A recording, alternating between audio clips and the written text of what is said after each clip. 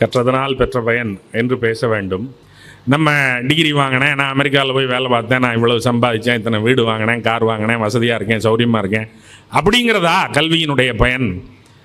சக மனிதனை என்ன பார்வை கொண்டு பார்க்கிறோம்? நம்ம சமூகத்தில் நம்முடைய அணுகுமுறை, அடுத்தவனை நோக்கிய நம்முடைய அணுகுமுறை என்ன என்பதை ஊட்டுவது தான் கல்வியினுடைய பயன் இல்லையா? ஒரு நிகழ்வு சொல்கிறேன். இரண்டாம் உலகப் போர் 1939 1945 வரையும் நடைபெற்றது. இந்த இரண்டாம் உலகப் போரில் எல்லா நாடுகளும், ஐரோப்பிய நாடுகள் ஒரு தரப்பாகவும், ஜெர்மனியும் இத்தாலியும் ஜப்பானும் ஒரு தரப்பாகவும், அச்சு நாடுகள் நேச நாடுகள் என்கிற அடிப்படையில் பிரிந்து சண்டையிட்டு கொண்டன. இந்த சண்டையில் அமெரிக்கா பங்கேற்கவில்லை. அமெரிக்கா நேரடியாக பங்கேற்கவில்லை. அமெரிக்கா ஆயுத வியாபாரம் செய்து கொண்டிருந்தான். அவன் ஆயுதத்தை தயாரித்தான். சண்டை போடுறவங்கெல்லாம் சண்டை போடுங்க, நான் இவனுக்கு விற்பேன் அவனுக்கு விற்பேன், எனக்கு வர வேண்டியது காசு அப்படின்னு அவன் ஆயுத வியாபாரம் பண்ணான். அப்போ இவன் ஆயுத வியாபாரம் பண்ணது ஐரோப்பிய நாடுகளுக்கே பெரும்பகுதி செய்ததுனால அவங்களுக்கு கொடுக்குறதுக்கு காசு இல்லை. எவ்வளோ ஆயுதம் தான் வாங்குறது இந்த சண்டையில்? வாங்கினா புறா காசையும் கொடுத்து ஆயுதம் வாங்கிட்டே இருந்தால் அவன் போண்டி ஆயிடுவான். போண்டி ஆகிற நிலைமைக்கு வந்துட்டான் இங்கிலாந்தெல்லாம். அப்போ இவன் இங்கிலாந்துக்காரன் நம்மக்கிட்ட என்ன வேலையை செஞ்சானோ அதே வேலையை அமெரிக்காக்காரன் இங்கிலாந்துக்காரனுக்கு செஞ்சான். இங்கிலாந்து இங்கே உள்ள நுழைந்த போது அவர்கள் படை வசதிகளை ஆர்காட் நவாப் முதலிய இங்கே இருக்கிற உள்ளூர் மன்னர்களுக்கு வழங்கினார்கள். பீரங்கிகள் கொடுத்தார்கள், துப்பாக்கிகள் கொடுத்தார்கள். அதை எங்களுக்கு இயக்க தெரியாது என்று சொன்னபோது இயக்குவதற்கு ஆளும் கொடுத்தார்கள். இவற்றுக்கெல்லாம் கூலி கொடு என்று கேட்டார்கள். அவற்றையெல்லாம் பணமாக பெற்றார்கள். அது பணமாக கொடுப்பதற்கு நவாப் போன்றவர்களுக்கு தெம்பில்லாத காலத்தில், சரி உங்களுடைய நிலப்பகுதிகளை எங்களுக்கு குத்தகைக்கு கொடுங்கள், நாங்கள் வசூலித்துக் கொள்கிறோம் என்று இறங்கி வசூலிக்க ஆரம்பித்தார்கள். கலெக்டர் என்று ஒரு பதவியை வரி வசூல் செய்வதற்காகவே அமைத்து கொண்டார்கள். வரி வசூல் செய்தார்கள். மெல்ல மெல்ல ஆட்சி நிர்வாகம் அவர்களுடைய கைக்கு போயிற்று. இப்போ இந்த லீஸுக்கு விடுறது இருக்குல்ல, அதை பிரிட்டிஷ்காரன் நமக்கு பண்ணான். இதே வேலையை பின்னாடி அமெரிக்காக்காரன் பிரிட்டிஷ்காரனுக்கு பண்ணான். அவன் பிரிட்டிஷ்காரனுக்கு ஆயுதம் விற்றான். பிரிட்டிஷ்காரன்ட்ட காசு இல்லை. அப்போ நீ வச்சிருக்கிற தீவுகளை எங்ககிட்ட விட்டு நாங்கள் பார்த்துக்கிறோம் அப்படின்னு அந்த தீவுகளை அமெரிக்காக்காரன் பெற்று அவன் நிர்வாகம் செய்ய ஆரம்பித்தான். இப்படி இருந்த கட்டத்தில் ஜப்பான் இந்த அமெரிக்காக்காரப்ப ஆயுதம் கொடுத்து நம்மளுக்கு எதிராக தூண்டுறான் அப்படின்னு சொல்லி ஜப்பான்காரன் அமெரிக்காவில் போய் பேர்ல் ஹார்பரில் குண்டை வீசிட்டு வந்துட்டான். குண்டை வீசினதில் அமெரிக்காக்காரனுக்கு ரொம்ப கோவம். ஏன்னா நம்ம சும்மா ஆயுதம் தானே விற்றுக்கிட்டு இருந்தோம், நம்ம மேலே குண்டு வீசுறானேன்ட்டு அவன் நேரடியாக யுத்தத்தில் இறங்கிட்டான். இப்போ அமெரிக்காவும் சண்டையில் இருக்குது. இங்கிலாந்து பிரான்ஸோடு சேர்ந்து கூட்டாக அமெரிக்காவும் அந்த சண்டையில் இறங்குகிறது. ஆத்திரம் அவர்களுடையது கடுமையானது. அவர்கள் ஆயுத உற்பத்தியாளர்கள். ஆகையினால் அந்த ஜப்பான், ஜெர்மனி, இத்தாலி முதலிய நாடுகளை ஏறி அடித்து காலி செய்துவிட வேண்டும் என்பதற்காக அணுகுண்டு தயாரிக்கிற திட்டத்தை அவர்கள் தொடங்குகிறார்கள். மன்ஹாட்டன் ப்ராஜெக்ட் என்று அதற்கு பெயர் வைக்கிறார்கள். அதற்கு ஆட்களை அமர்த்தி அந்த வேலை தீவிரமாக நடக்கிறது. 1945 ஜூலை 16 அணுகுண்டு ட்ரினிட்டி டெஸ்ட் என்கிற பெயரில் வெற்றிகரமாக வெடித்து பார்க்கப்பட்டது. அணுகுண்டு செய்தாகிவிட்டது, வெடித்து பார்த்தாகிவிட்டது. இனி யார்தலை மேலாவது போட வேண்டும், அதுதான் பாக்கி. ஆனால் இவர்கள் அணுகுண்டை வெடித்து பார்ப்பதற்கு ஒரு மாதம் முன்பாகவே ஜெர்மனி சரண்டர் ஆகிவிட்டது. மே மாதம் ஜெர்மனி சரண்டர் ஆயிடுச்சு. இவன் ஜூலை மாதம் தான் வெடிச்சு பார்க்குறான். 2 மாதம் இடைவெளிக்கு பிறகு தான் இவனுடைய ப்ராஜெக்ட் முடியுது. வெடிச்சு பார்த்து நல்லா இருக்குது குண்டு. யார் மேலே வீசுறது? ஜெர்மனிக்காரன் சரண்டர் ஆகிட்டான், அவன் மேலே வீச முடியாது. ஏற்கனவே இத்தாலிக்காரன் ஒரு பாக்டுக்கு வந்துட்டான், அதனால் அவன் மேலே வீசுறதும் முறையாக இருக்காது. இந்த ஜப்பான்காரன் தான் முண்டிக்கிட்டே இருக்கான். அவன் வேற பேர்ல் ஹார்பரில் குண்டை போட்டு போயிட்டான், நம்மளையே சவாலுக்கு இழுத்துட்டான். சரி ஜப்பான்காரன் மேலே போடலாம் அப்படின்னு இவங்க கருதி அந்த குண்டை தயாரித்த ஒரே மாதத்தில் 6 ஆகஸ்ட் 1945 ஹிரோஷிமாவின் மேலே ஒரு குண்டை வீசுகிறார்கள். ஹிரோஷிமாவினுடைய மொத்த மக்கள் தொகை 3,20,000 பேர். இந்த குண்டை இவர்கள் வீசியதனால் ஹிரோஷிமாவில் செத்துப்போனவர்களினுடைய எண்ணிக்கை 1,40,000 பேர். ஏறத்தாழ பேர்பாதி மக்கள் அந்த குண்டு வீச்சில் செத்துப்போனார்கள். பிறகு 2 நாட்கள் கழித்து நாகசாகியின் மேல் 2வது குண்டை வீசுகிறார்கள். நாகசாகியினுடைய மக்கள் தொகை 2,60,000 பேர். அதில் குண்டு வீச்சினால் செத்துப்போனவர்களினுடைய எண்ணிக்கை 74,000 பேர். சரியா? ஆக மொத்தம் 2,14,000 பேர் செத்து போனார்கள். இது குண்டு வீச்சினால் நேரடியாக செத்து போனவர்களினுடைய எண்ணிக்கை. இந்த கதிர்வீச்சின் காரணமாக சேதாரமடைந்து பின்னால் இழுபட்டு நோயுற்று செத்தவர்களினுடைய எண்ணிக்கை கணக்கு இதற்குள் சேரவில்லை. 2,14,000 பேரை கொண்டிருக்கான். அதில் இவங்க பேர் வேற வைக்கிறாங்க. இந்த குண்டுக்கெல்லாம் நாய்க்குட்டிக்கு பேர் வைக்கிற மாதிரி அந்த ஹிரோஷிமா மேலே வீசப்பட்ட குண்டுக்கு பேர் லிட்டில் பாய், சின்ன பையன். நாகசாகியின் மேல் வீசப்பட்ட குண்டுக்கு பேர் குண்டன், ஃபேட் மேன் அப்படின்னு பேர் வைக்கிறான். என்னடா வித்தியாசம் அப்படின்னா, இது 15 கிலோ டிஎன்டிங்க, 15 கே டன் டிஎன்டி, இது 21 கே டன் டிஎன்டி. அதனால் இது குண்டு, அது சின்ன பையன் அப்படின்னு சொல்லி ரெண்டையும் தூக்கி வீசினா சின்ன பையன் ஏற்படுத்தின சேதாரம் 1,40,000, குண்டு பையன் ஏற்படுத்தின சேதாரம் 74,000 செஞ்சுட்டான். இவங்க உண்மையில் இவங்க திட்டம் போட்டது நாகசாகி இல்லை, ஹிரோஷிமா முதல் டார்கெட்டு அடிச்சிட்டான். 2 நாள் கழித்து அடிக்கிறதுக்கு திட்டம் போட்டது கொக்குரா அப்படிங்கிற ஒரு நகரத்தின் மேலே குண்டு போடுறதுக்கு தான் திட்டம் போட்டாங்க. அந்த கொக்குராவில் ஏன் வீசலை? 2வது டார்கெட்டாக தான் நாகசாகியை வச்சான். ஒருவேளை கொக்குரா மிஸ் ஆச்சுன்னா நாகசாகியில் அடிப்போம் அப்படின்னு.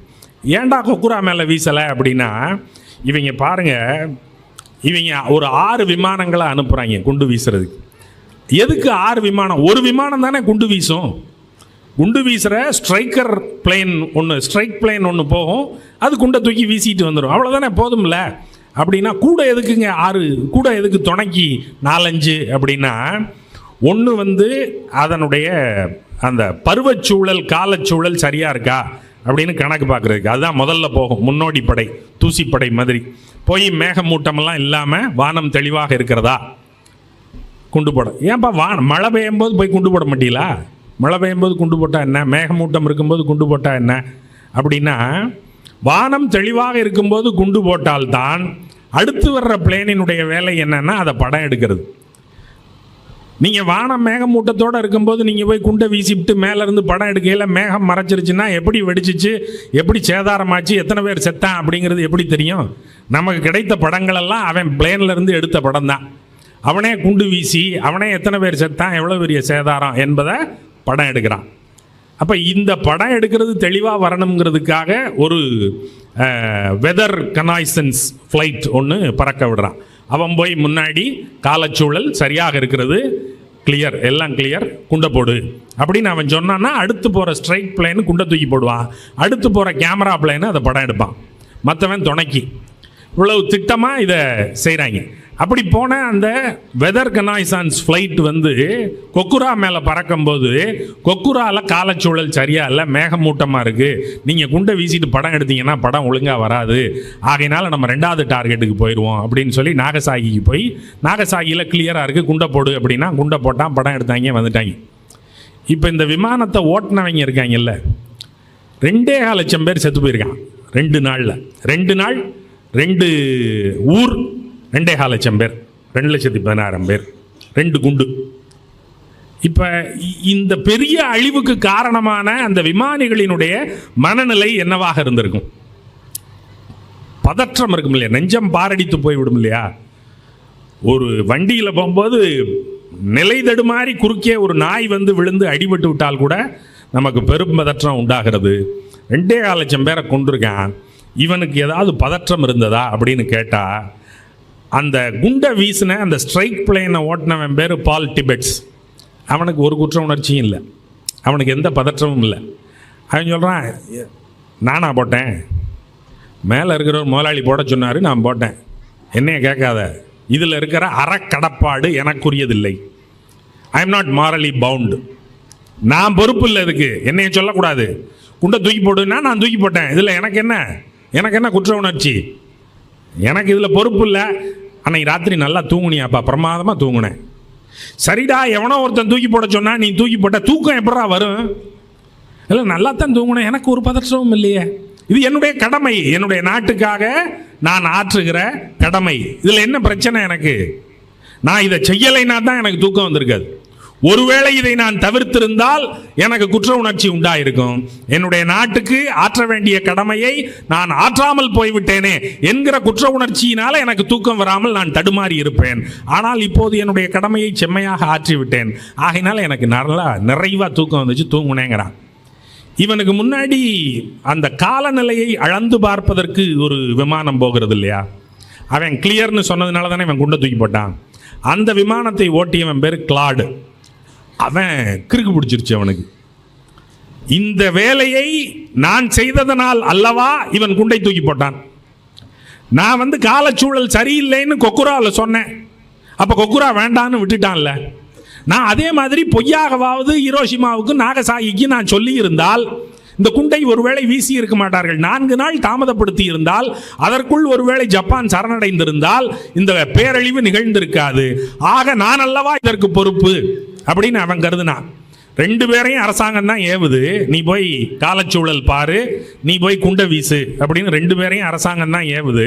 ஒருத்தன் சொல்றான் பொறுப்பு அரசாங்கத்தினுடையது, அவன் சொன்னான் நான் செய்தேன், அது என்னுடைய கடமை அப்படின்னு ஒருத்தன் சொல்றான். இன்னொருத்தன் தன்னுடைய கடமைன்னு அதை கருதல, ஐயையோ இதை நான் செஞ்சுட்டேனே, இந்த பழி என் மேலும் என் தலைமுறைகளின் மேலும் இருக்குமே அப்படின்னு வருந்துறான். அவன் பேதலிச்சு போயிடறான். பேதலிச்சு போய் பிறகு நிலைமை சரியாகி பிறகு அணு ஆயுத எதிர்ப்பையே தன்னுடைய வாழ்நாள் கடமையாக கொண்டு அவன் பணி செய்கிறான். இப்படி இந்த காரியம் நடக்குது. இப்போ என்ன நிலைமை அப்படின்னு பார்த்தீங்கன்னா, 9 நாடுகள் 13,000 அணு ஆயுதங்கள் பெருகிருச்சு. 2 குண்டு செஞ்சு பார்த்து போட்டான். இப்போ 13,000 அணுகுண்டு இருக்கு உலகம் முழுக்க. 9 நாடுகள் அணு ஆயுத வல்லரசுகளாக இருக்கின்றன. இந்த வல்லரசுன்னு சொல்லும் போதெல்லாம் அணு ஆயுதம்னு நம்ம காதில் கேட்குது. எத்தனை ஊர் மேலே இதை தூக்கி போட்டால் எத்தனை பேர் சாவான், ஏற்கனவே செத்த கணக்கு என்னன்னு நமக்கு தெரியும். அப்போ இந்த மாதிரி கொள்கைகள் பேசும்போதெல்லாம் நமக்கு பதற்றம் வருகிறது. இப்போ நம்ம ஊர்லேயும் குண்டு வெடித்து பார்த்தாங்க. அவன் ஊரில் குண்டு வெடித்து பார்த்தபோது அந்த குண்டு வெடிப்பு சோதனைக்கு ட்ரினிட்டி டெஸ்ட் அப்படின்னு வச்சான் இல்லையா. நம்ம ஊரில் குண்டு வெடித்து பார்த்தபோது அதுக்கு நம்ம ஆளுங்க வச்ச பேர் என்னன்னு நீங்கள் யோசிக்கணும். புத்தர் சிரிக்கிறார், புத்தா ஸ்மைல்ஸ். ஏண்டாடே, வெடிச்சு பார்த்தது அணுகுண்டு, அதை தூக்கி போட்டால் ஒரு ஊரே அழிஞ்சு போகும். அதுக்கு புத்தர் சிரிக்கிறார்னா தலைப்பு வைப்பிய, பேர் வைப்பிய. புத்தர் சிரிப்பாரா? இந்த மாதிரியான ஒரு அழிவு காரியத்திற்கு புத்தர் சிரிப்பாரா? புத்தர் நெஞ்சு வெடித்து செத்து போயிடுவார். புத்தர் சிரிக்கிறார் அப்படின்னு அதுக்கு பெயர் வைத்தார்கள். சரி, அது ஒரு பக்கம் இருக்கட்டும். இப்போ இது என்னுடைய கடமை, ஆகையினால் நான் செஞ்சேன் அப்படின்னு பால் டிபெட் சொல்கிறான். இதே மாதிரி இன்னொருத்தர் சொன்னார். அவர் தான் அந்த அணு ஆயுத திட்டத்தினுடைய தலைமை அறிவியலாளர், பிசிசிஸ்ட், இயற்பியலாளர். அவர் பேர் ராபர்ட் ஜே ஓப்பன்ஹீமர் அப்படிங்கிறது அவருடைய பேர். அவருடைய பேரில் ஒரு திரைப்படம் கூட இப்போது கிறிஸ்டபர் நோலன் இயக்கிய திரைப்படம் ஒன்று வெளியானது, ஓப்பன்ஹீமர் என்கிற பெயரில். அதில் முழுமையாக அது சித்தரிக்கப்படவில்லை, முறையாக நியாயமாக சித்தரிக்கப்படவில்லை. அது அமெரிக்க சார்போடு சித்தரிக்கப்பட்ட ஒரு திரைப்படமாக அது அமைந்தது. இந்த ராபர்ட் ஜே ஓப்பன்ஹீமருங்கிறவர், அவர் தான் அந்த மன்ஹாட்டன் ப்ராஜெக்டினுடைய தலைமை அறிவியலாளர். அவர் தான் அந்த குண்டு உருவாக்கத்திற்கான பொறுப்பாளர். அவர் குண்டை உருவாக்கியதனால்தான், வெற்றிகரமாக உருவாக்கியதனால்தான் அது ஹிரோஷிமாவின் மேலேயும் நாகசாகியின் மேலேயும் போடப்பட்டது. இப்போ இந்த ராபர்ட் ஜே ஓப்பன்ஹீமருக்கு குற்ற உணர்ச்சி இருந்ததா அப்படின்னா, ராபர்ட் ஜே ஓப்பன்ஹீமர் ஃபிசிக்ஸ் படித்து ஃபிசிசிஸ்டாக வந்தாருங்கிறது ஒரு பக்கம். அதான் அவர் கற்ற கல்வி. அவர் படித்தது இயற்பியலாளராக, அதிலே தேர்ந்த அறிவியலாளராக அவர் உருவாகினார். ஒரு மாபெரும் திட்டத்திற்கு தலைமையேற்று அந்த திட்டத்தை வெற்றிகரமாக நடத்தியும் காட்டினார். அவர் கல்வி, அவருடைய தொழில் அது சார்ந்தது, அது இருக்கட்டும். அது அவரை தூண்டவில்லை. அவரை தூண்டியது எது என்றால், அவர் வடமொழி பயின்றவர், சமஸ்கிருதத்தில் தேர்ச்சியுள்ளவர். அவர் சமஸ்கிருதத்தில் தேர்ச்சி பெற்று அதிலே அவர் முதன்மையாக பயின்ற நூல் பகவத்கீதை. பகவத்கீதை சொல்லுகிற கருதுகோள், உன்னுடைய கடமையை செய், அதனுடைய பலனை எதிர்பாராதே. நானே எல்லாவற்றையும் செய்கிறேன், நீ என்னுடைய கருவி, நீ செய்வது தான் உன்னுடைய வேலை, இது உன்னுடைய கடமை, அதை நீ செய், அதற்கு மேல் எதுவும் பேசுவதற்கு உனக்கு எந்த நியாயமும் இல்லை என்று பகவத்கீதை தன்னுடைய சாராம்சமான கருத்தை போதிக்கிறது. இந்த கருத்தியல் அவர் பகவத்கீதையை கற்றதனால் அவர் பெற்ற கருத்து என்ன என்றால், கடமையை செய்ய வேண்டும், மற்ற விளைவுகளை பற்றி கருதி பார்க்க வேண்டிய அவசியமில்லை என்கிற கருதுகோளை அவர் அதில் பெறுகிறார். அர்ஜுனனுக்கு இந்த தடுமாற்றம் வருகிறது. மகாபாரத போர் நிகழும் போது அர்ஜுனனுக்கு இந்த தடுமாற்றம் வருகிறது. எதிரில் நிற்கிறவர்கள் எல்லாம் என்னுடைய உறவினர்கள், இவர்களை நான் எப்படி கொல்வேன் அப்படின்னு அந்த தடுமாற்றம் வருகிற போது கிருஷ்ணன் அவனுக்கு உபதேசிக்கிறான், நீ கொல்லவில்லை, கொல்வது உன்னுடைய கடமை, நீ காவலன், காவல் காப்பதும் கொல்வதும் போர் செய்வதும் உன்னுடைய கடமை, நீ உன்னுடைய கடமையை செய்தே ஆக வேண்டும். கடமையை செய் என்று உன்னை தூண்டுகிறவன் நான், பொறுப்பு என்னுடையது, உன்னுடையதில்லை, நான் பொறுப்பாளி. நீ என்ன பதறுகிறாய்? நான் செய்தேன், நீ என்னடா செஞ்ச? நான் தானே செய்கிறேன் எல்லாத்தையும். கண்ணனே தாக்கினான், கண்ணனே ஆக்கினான், எல்லாம் கண்ணன் தான் செஞ்சான். போற்றுவார் போற்றலும் புழுதிவாரி தூற்றுவார் தூற்றலும் எல்லாம் போகட்டும் கண்ணனுக்கே அப்படின்னு அதை ரொம்ப எளிமைப்படுத்தி கண்ணதாசன் எழுதி வச்சிடறாரு. எல்லாம் கண்ணனுக்கு, எல்லா புகழும் கண்ணனுக்கு. நீ செஞ்சேன்னு நினைக்காத, நீ வெறும் அம்பு, நீ செத்த பாம்பை அடிக்கிறாய், நான் ஏற்கனவே அவனை கொன்று விட்டேன், அதனால் நீ செய் என்று தூண்டுகிறார். கடமையை செய், பலனை பற்றி கருத வேண்டிய கட்டாயம் உனக்கு எதுவும் இல்லை, அதை நான் பார்த்து கொள்கிறேன் அப்படின்னு கிருஷ்ணன் தூண்டுறாரு. பொறுப்பு என்னுடையது, என் தலைமையில் பழியை போட்டுவிட்டு நீ காரியத்தை செய் என்று கிருஷ்ணன் தூண்டுகிறார்.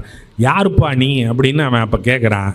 இவர் தன்னுடைய விஸ்வரூபத்தை காட்டி, நானே மரணம், இந்த உலகத்தின் அழிவு நானே அப்படின்னு அவர் சொல்றார். ஏனென்றால் அந்த விஸ்வரூப தரிசனத்தில் ஒரு புறம் எல்லா உயிர்களும் பிறந்து பிறந்து வெளியில் வருகின்றன, மற்றொரு புறம் எல்லா உயிர்களும் அவரால் விழுங்கப்பட்டு மரணத்தை எய்துகின்றன என்று இரண்டு நிலைகளையும் காட்டுகிறார். எல்லாம் என்னிலிருந்து தொடங்குகிறது, எல்லாம் என்னிலேயே முடிகிறது, ஆகவே நானே மரணம், ஐ ஆம் த டெத், ஐ ஆம் தி டெஸ்ட்ராயர் ஆஃப் தி வேர்ல்டு அப்படின்னு அதை ஆங்கிலத்தில் மொழிபெயர்க்கிறான். இதை ராபர்ட் ஜே ஓப்பன்ஹீமர் அணுகுண்டு சோதனை செய்து பார்த்த அந்த ட்ரினிட்டி டெஸ்டினுடைய முடிவில் அவர் தன்னுடைய வாக்கு மூலமாக வழங்குகிறார். அணுகுண்டு வெடித்து பார்த்தீர்களே, அதனுடைய அனுபவம் என்ன என்று அவரை செய்தியாளர்கள் கேட்கும்போது ராபர்ட் ஜே ஓப்பன்ஹீமர் சொல்லுகிறார், I am the death, the destroyer of the world என்று பகவத்கீதையினுடைய வரிகளை அப்படியே சான்று காட்டுகிறார்.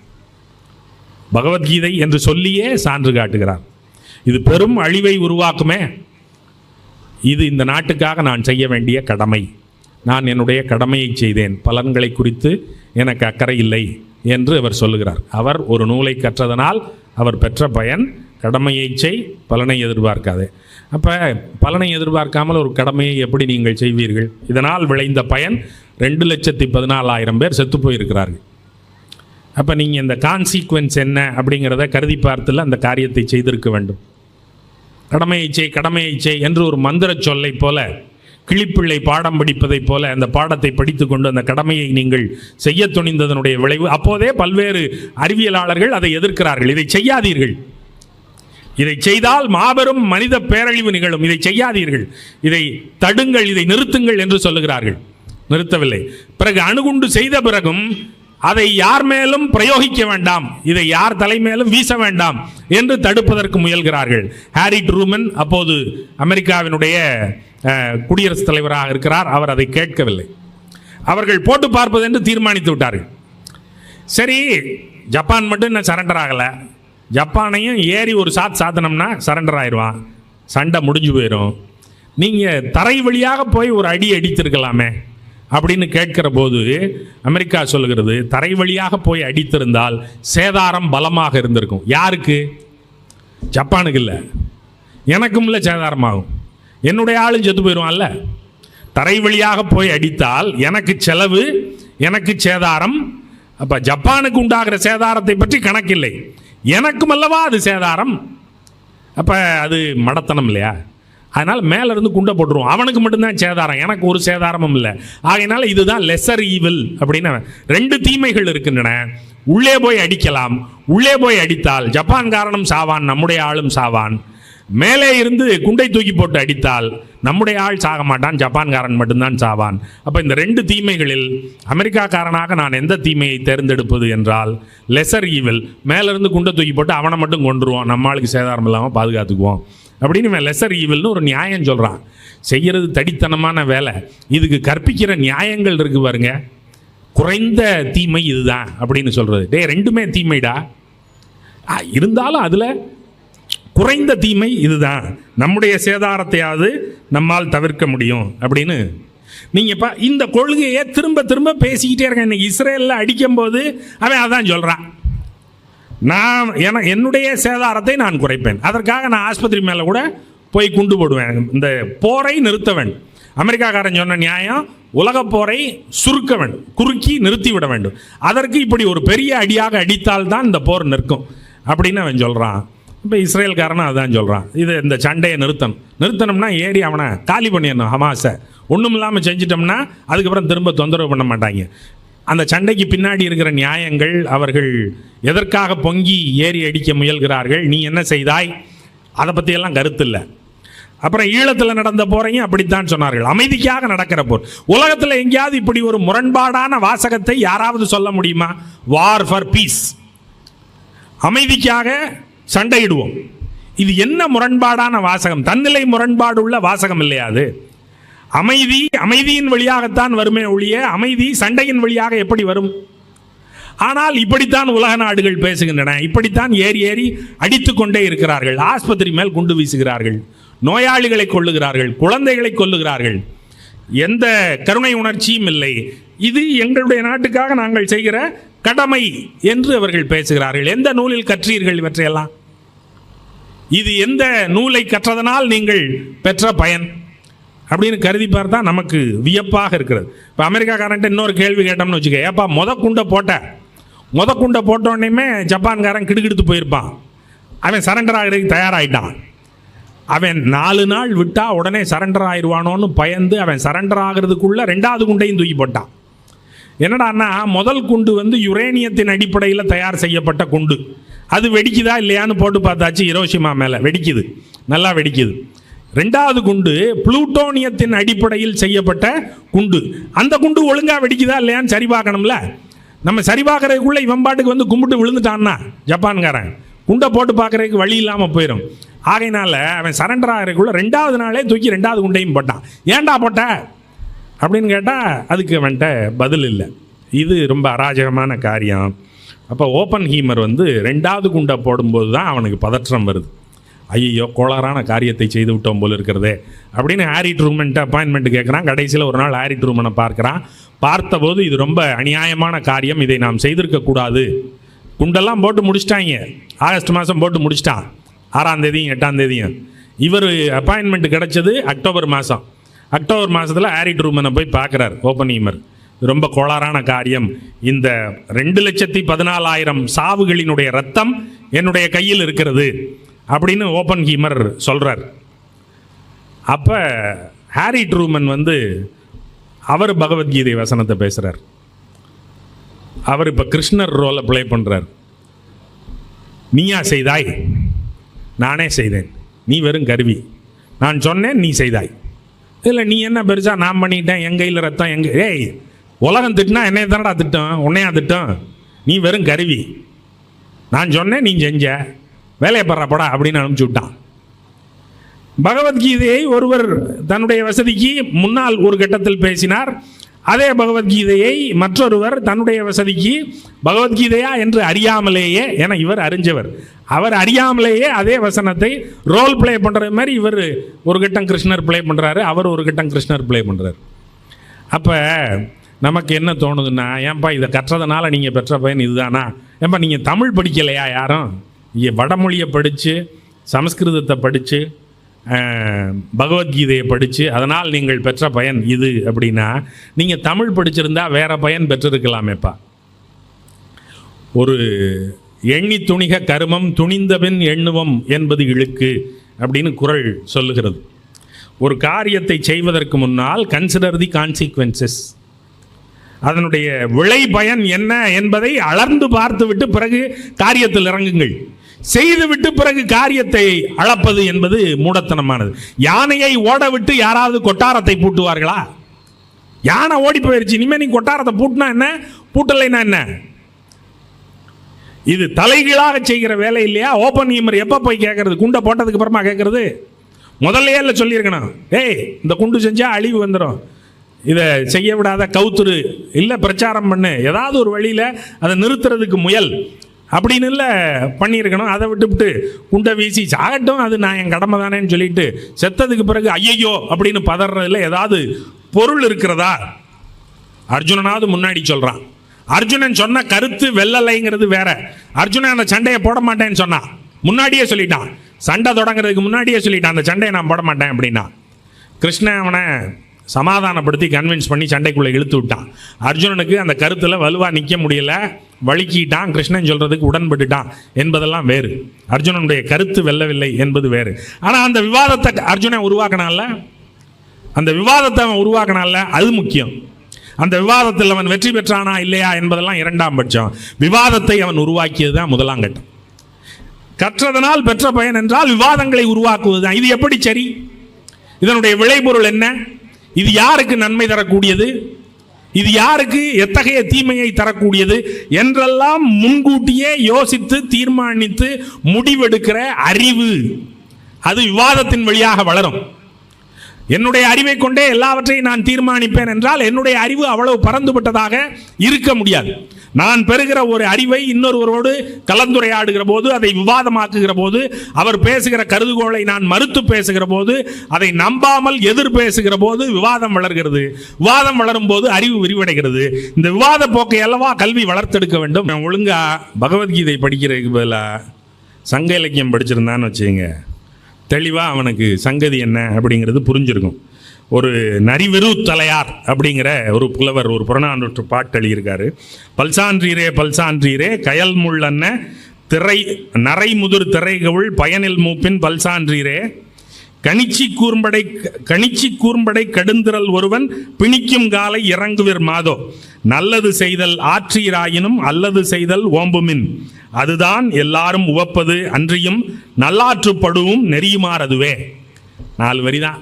எப்போ உன்னால் நல்லது செய்ய முடியலைன்னா தப்பு இல்லை, விட்டுரு. கெட்டது செய்யாத, சும்மா இரு, ஒன்றும் செய்ய வேண்டாம். உபகாரம் செய்யலைனாலும் பரவாயில்ல, உபத்திரவம் செய்யாத அப்படின்னு நம்ம சாதாரணமாக சொல்லுகிற ஒரு கருதுகோளைத்தான் அவன் தன்னுடைய மூதுரையாக வைக்கிறான். நல்லது செய்தல் ஆற்றீராயினும் அல்லது செய்தல் ஓம்புக. அதை செய்ய, கோளாறானதை செஞ்சிடாத. நீ நல்லது செய்ய வேண்டாம்யா, ஜப்பானுக்கு உலகத்துக்கு நீ நல்லது செய்ய வேண்டாம், கோளாறானதை செஞ்சிட்டிய.